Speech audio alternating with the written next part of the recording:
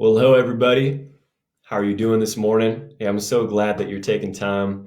So glad that you're taking time to join us this morning. I hope you are encouraged this morning. I hope you wake up today and you just feel God's new mercies just on you because His mercy is new each and every morning.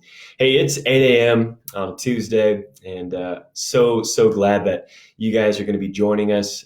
Thank you for these live viewers. Thank you so much for joining us right now. Thank you for after this video is posted for tuning in and checking this out. This morning we have a really special edition. I got here with me Joel McGee, and Joel McGee is one of the point people for JungleMaster Ministry, and he's going to be talking more about that. But this is actually a family that Laurel Church has sent and sponsors and supports, both relationally, spiritually, and also financially. And so we're so thankful to have this family join us here. And they're actually kind of on a short reprieve here, actually during the pandemic.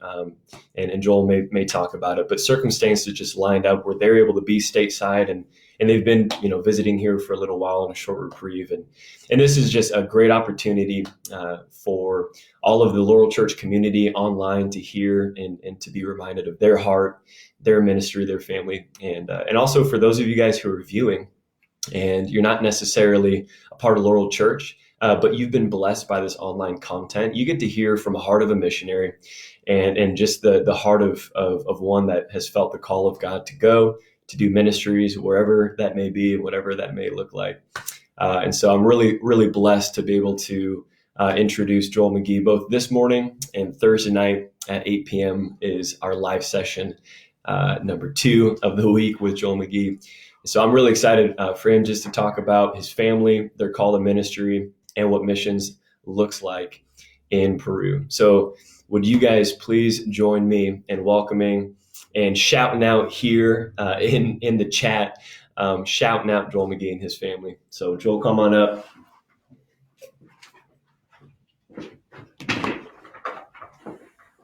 All right.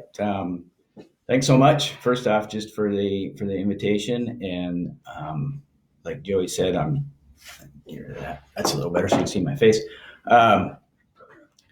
Just great to be here. It's Tuesday morning, 8 a.m. And like Joey said, I'm Joel McGee, JungleMaster Ministries. And normally we would be living in Peru, which is down. It's a little bit south of Iquitos. Kind of hard to get to. I'm going to talk just a little bit about why we're here right now, and mostly people might think it's because of the virus that's going on, and that actually was not the original driver for getting us here. But now that it is, we're kind of basically stuck here, wanting to get back to Peru, but we're just being in God's presence here and knowing He's got us here for a reason, and we're enjoying that. We're enjoying our time that we have here. It's different than like everybody's experiencing. It's different. Normally when we're here, we're able to go out and see people, visit people. Not this time. I can say, it's kind of an introvert's dream. So I get to enjoy just staying in the house, staying by myself kind of. I think it's extremely hard on Amy. I posted a little meme yesterday about a person, the extrovert. He's grabbing onto the window, trying to break out of the house. And I'm sitting at the desk, calm and just enjoying life. But just wanted to talk a little bit about how God can, use all opportunities to bless us and to work through the things. And even when we absolutely can't see it, don't know what's going on, God is working it all for the good. So back in February, my mom started having some health issues. And so I decided that it was probably be a good time for me to come home and visit my mom, see my mom a little bit. And when I was thinking about that, we decided that it would also be a good time for Carmen, our daughter, a 14-year-old daughter, to come home with me, come back to the Bellingham with me. And just Carmen and I could spend some time together, father-daughter time. Amy was going to stay back in Nauta. She had a busy month. She was coming off a busy month of teaching an English class, and so she had been just going crazy for a month. And she was like, that's going to be great. I'll spend some time here and now to cleaning the house, getting some deep cleaning going on. And so Carmen and I bought tickets to come to Bellingham. We were going to be here. We were flying out on the 12th of March and going to leave on the 30th of March, just a couple weeks. And so Carmen and I went into Iquitos. Amy came with us to see us off. Amy was going to hang out in Iquitos with some friends for the night, go back to the next day. Carmen and I get on the airplane. We fly to Lima, from Iquitos to Lima, get to Lima, go through security. Carmen goes through the security checkpoint. She goes through all fine. I throw my backpack on the x-ray machine, go through the metal detector, excuse me. And the security lady, she gets on the other side and she says, "Can I look through your backpack?" I'm like, "Sure, no problem."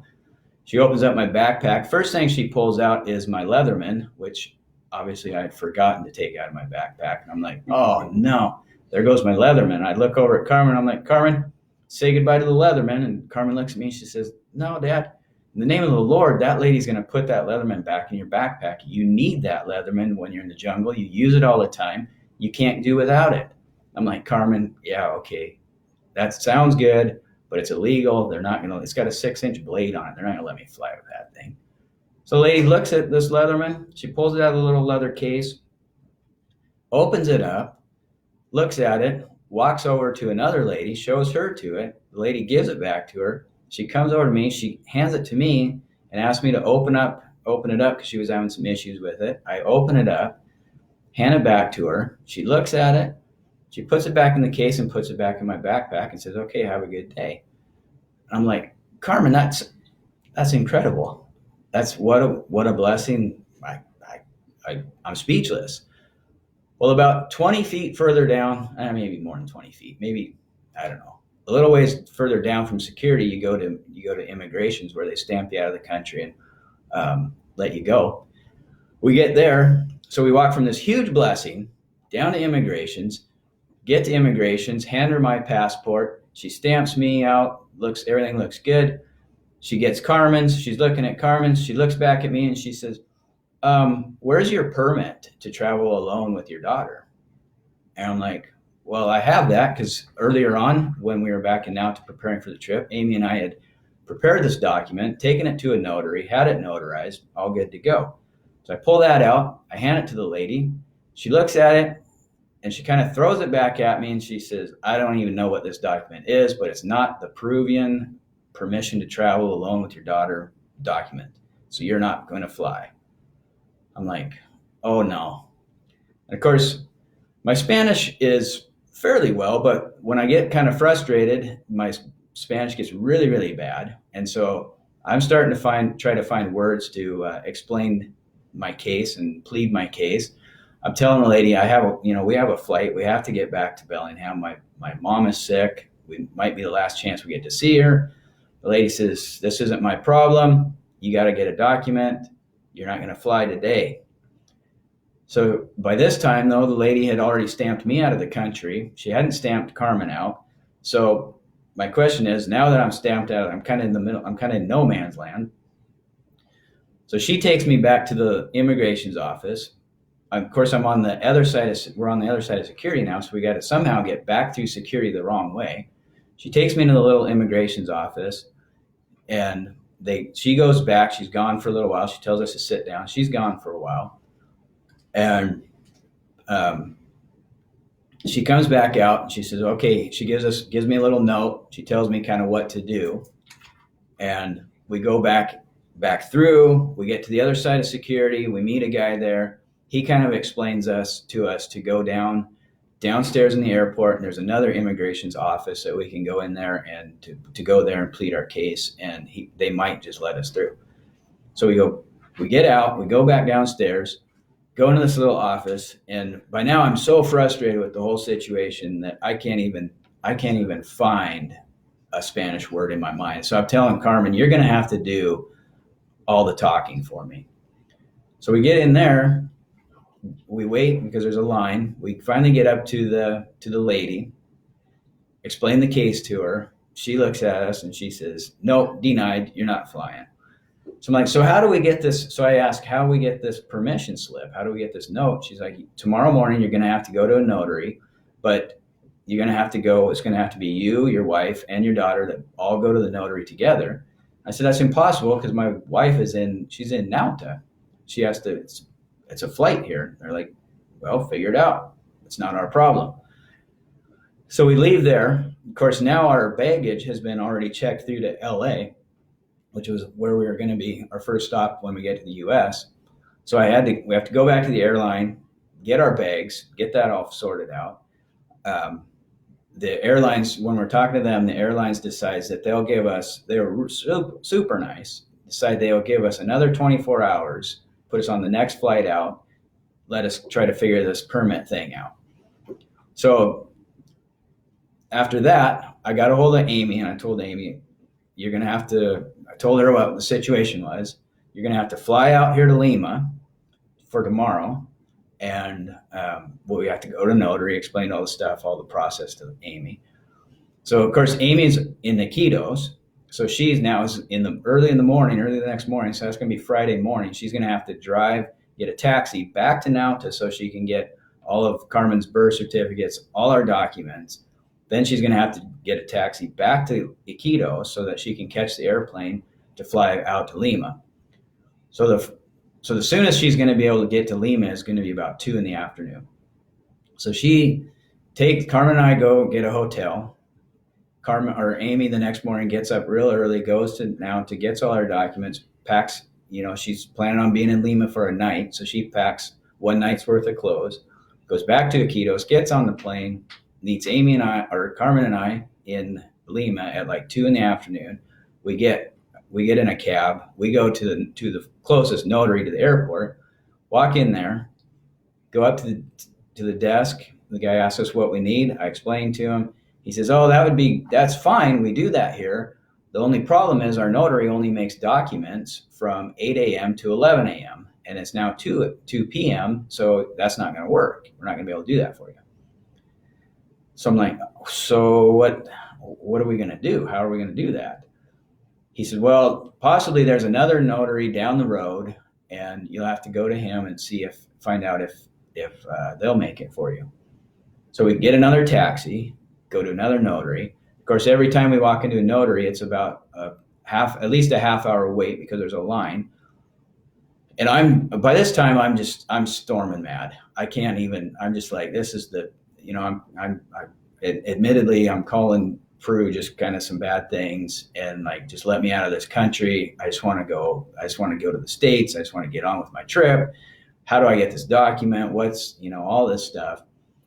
And so we go to the second notary and that lady, she says, yeah, we'll do that. Take a seat. So we take a seat. She starts looking at things. About 20 minutes later, she calls me up and she said, well, we could do that. And we do those documents here. The only problem is your daughter's birth certificate isn't a legalized Peruvian document. It hasn't been legalized here in Peru. So that upsets me even more, but I'm trying to stay calm. So I started explaining to her, asking her, how do we do this? And she said, well, you have to take the document to the U.S. Embassy here in Lima and have it notarized, have it legalized, and then come back and then we can do the document.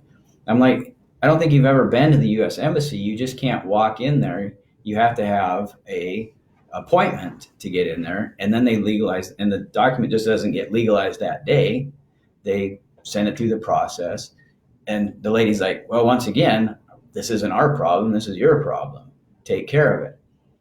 And so at that point, she says, but there's another notary that might do it for you. And I'm like, wait a minute. Now, if you guys won't do this for us and you're saying it's illegal for you to do this, how will this? And she's like, well, that's not our issue. Go see if this other notary will do it. So we go to the third notary, and this one is it's a big office. People are running in. It's crazy in this place. And you kind of have to, you literally have to kind of just elbow your way up there to the office or up to the attendant. So I elbow my way up there, and the lady's like, how can I help you? And I'm like, I got to get this document made. And she's like, can't you see there? You have to take a number and then you wait for your number to be called. And I'm like, So I go over, I get the number. We finally get up there, And the same thing happens. They're like, we can't do this with this birth certificate. This birth certificate is basically worthless here in Lima or in Peru. And so I'm just like, Amy, I don't know what we're going to do. And Amy's like, well, maybe just you should fly, and Carmen and I will go back to Nauta, and Carmen will just have to stay here. You continue on with your trip. I'm like, I just don't feel like that's what we're supposed to do. And Amy's like, well, it's either I fly with you guys, and we don't really have the money to do that, or Carmen stays here and we go back to Nauta. I'm just like, I'm really unsettled about this whole thing. So we're walking out of the notary, and same time we're walking out of the notary, my sister, who lives here in Bellingham and is with my mom, she texts me and says, all three of you need, mom's taking a turn for the worse. All three of you need to fly home. So I'm like, okay, so there's our answer. So all three of us are going to have to fly home. There's no question to this. So we go back to the airport. Now we got to get Amy a plane ticket to come to fly with us, but it can't just be a plane ticket. It has to be on the same flight with us for us to all travel together. So we go up to the counter. The guy asked the guy to try to find us a seat or a ticket for Amy. He's looking. He spends like a half hour looking at his computer, and the longer it goes on, the more I'm like, this just isn't looking good. Finally, he's looking at his computer. He grabs a calculator. He starts punching on his calculator. He said, well, I found a ticket. I found a seat for her, same flight. He's calculating. He shows the calculator to me, and I'm like, I think you must have miscalculated, because there's no way that price could be right. And he looks at it and he goes, no, that's the price. And it was going to be, I think it was like $4,400 for Amy, for just Amy's ticket. I'm like, that's insane. That's impossible. That's like 3 times more than what our normal ticket should be. And he's like, I know, but it's the same. It's, the flight's tonight, blah, blah, blah, blah, blah. That's the price. So I look over at Amy and I'm like, Amy, why don't you see what, if we can find flights on like Expedia or something else. So she goes on, and for whatever reason, same day, same flights, we were able to find 3 tickets for the 3 of us for $600 a piece, which is like, that's the cheapest I've ever seen tickets from Lima to Vancouver. So she bought the tickets, and we stayed the night, got up the next morning, got on our flight, made it to Vancouver. And of course, I'm still kind of steaming about the whole process and the way this went down, and that it just didn't seem, the whole thing just wasn't making a lot of sense to me. And we landed in Vancouver. We got off the plane. We got to Bellingham, and I think it was the day after we got here was when we heard that Peru had shut down all outgoing and incoming flights. So if things wouldn't have happened that way, if Amy would have stayed, or if Amy and Carmen would have stayed, at this point we would have been separated. I wouldn't have been able to go back. So it just goes to show for me that God always is looking out for our best interest, even though I was extremely upset. I was extremely mad at the whole thing. And, I had to do a lot of apologizing and asking for forgiveness from God about the situation, and just the blessing that came out of that.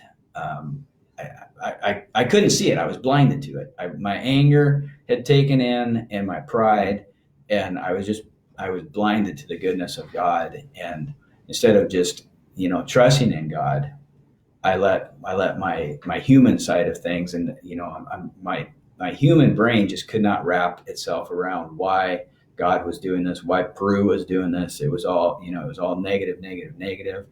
And I thank God so much now that he caused these problems, what looked like problems to me, and put Carmen and Amy and I together, had us fly together, has us here together now, and the blessings that we're receiving here while we've been here is it's unbelievable. It's unbelievable. Of course, we would truly and honestly, we would rather be back in Peru. We would rather be back in now. But we're trusting, and we're just being totally open to God's will of why He has us here, enjoying our time here, enjoying our time together. Obviously it's an odd time. It's an odd time for everybody. I don't think there's anybody in the world that's probably escaping the oddness of the time we're in. But it's just such a blessing, such a huge blessing. And I just wanted to share that a little bit with you guys, the craziness, the crazy story of how we got here, why we're here right now. Like I said, March 4th, we were supposed to fly out of here, but here we are, still here. And who knows how long we'll be here? We don't know. Nobody knows. So just wanted to share that story with you guys. Wanted to give you just a little preempting of what's coming up Thursday evening, Thursday at 8, right, Joe? 8 p.m. 8 p.m. Thursday. I'll be back here just to talk a little bit more about the ministry, a little bit more about what the ministry is up to. Just a quick blip. I know I'm going a little late, but just a quick blip about the reports that I have gotten in now to the brothers up in Santa Rita, the church up there that we work with, and the pastors, and everybody's good. They got it locked down, so nobody can be traveling or anything like that. But I have gotten some reports. I've gotten to talk with Pastor Abram up there in Santa Rita. He's doing good. Everybody seems to be doing good. And now to talk to a couple missionaries that live there now, to Laura and Chris, they're doing good. I think I saw that Laura might be on here. Good morning. Thank you for doing what you guys are doing. So yeah, just look forward to talking a little bit more about the ministry Thursday evening, 8 o'clock.